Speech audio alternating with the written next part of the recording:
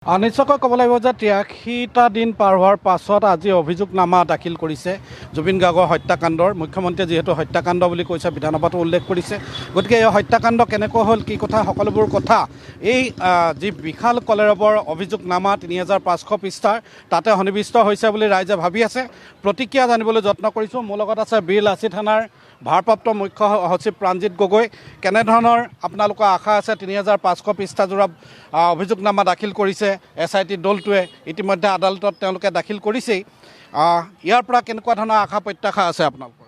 নাই, অসমবাসী ৰাইজ আৰু জুবিনদাৰ অনুৰাগী লক্ষ লক্ষ জুবিন প্ৰেমী ৰাইজে এইটো কথা মানি ল'ব পৰা নাছিল প্ৰথম দিনৰ পৰাই যে জুবিনদাৰ মৃত্যু স্বাভাৱিক নাছিল।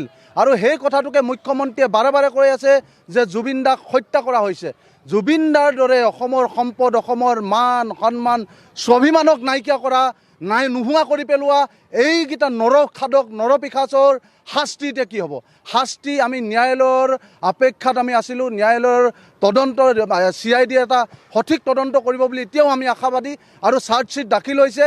ইতিমধ্যে মুখ্যমন্ত্ৰীয়েও কৈ আছে জুবিনদাৰ হত্যা হৈছে, হত্যাকাৰী পানী নসৰকা ব্যৱস্থাৰে হত্যাকাৰীৰ শাস্তি হ'ব লাগিব। আৰু শাস্তি আমি ভাবোঁ ফাষ্ট ট্ৰেক আদালতৰ জৰিয়তে তৎকালীনভাৱে এই হত্যাকাৰীকেইটাক ফাঁচি ঘোষণা কৰিব লাগে আদালতে। আমি তাৰে কামনা কৰিছোঁ। জুবিনদা কেৱল অসমৰ এজন শিল্পী নাছিল।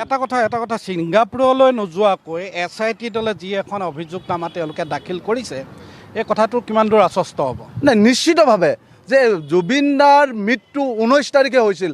19 তাৰিখে আমি ৱেব ছিৰিজৰ দৰে কিছুমান টুকুৰা ভিডিঅ' আমি লাভ কৰিছিলোঁ। অসমবাসী ৰাইজে তেতিয়াই সন্দেহ কৰিছিল যে জুবিনদাৰ মৃত্যু হোৱা শেষৰ ভিডিঅ'টো ক'ত। আৰু অসমৰ CID দল তালৈ গৈ কোনখন হোটেলত আছিল, কাৰ লগত আছিল, কি খাইছিল আৰু কেনেদৰে তেওঁ জীৱনচৰ্যা তাত অতিবাহিত কৰিছিল আমি দেখিছিলোঁ। পোষ্টমেলনত অসমলৈ আহিছিল, তেতিয়া তেওঁৰ ওচৰত যেনেদৰে নিৰাপত্তা আৰক্ষীয়ে তেখেত বেষ্টনীৰ মাজত আছিল। কিন্তু আমাৰ প্ৰাণৰ শিল্পীজনক তাত নি একাষৰীয়া কৰি অকলশৰে মৃত্যুৰ মুখলৈ ঠেলি দিয়াৰ আঁৰৰ ব্যক্তিসকলক চিনাক্ত কৰিব লাগে, কঠোৰতকৈ কঠোৰ শাস্তি প্ৰদান কৰিব লাগে। আৰু জুবিনদা নোহোৱা বেদনা কিন্তু অসমবাসী ৰাইজে পাহৰি যোৱা নাই। জুবিনদা নোহোৱা বেদনা প্ৰতিগৰাকী অসমীয়াৰ হৃদয়ত উমি উমি জ্বলি আছে। এই উমি উমি জ্বলি থকা জুইকুৰা যাতে জ্বালামুখী নহয়, তাৰ কাৰণে কিন্তু SIT CIDয়ে পানী নসৰকা ব্যৱস্থাৰ জৰিয়তে তদন্ত কৰিব লাগে বুলি আমি বীৰলাচি থানাৰ তৰফৰ পৰা দাবী জনাইছোঁ। কি ক'ব?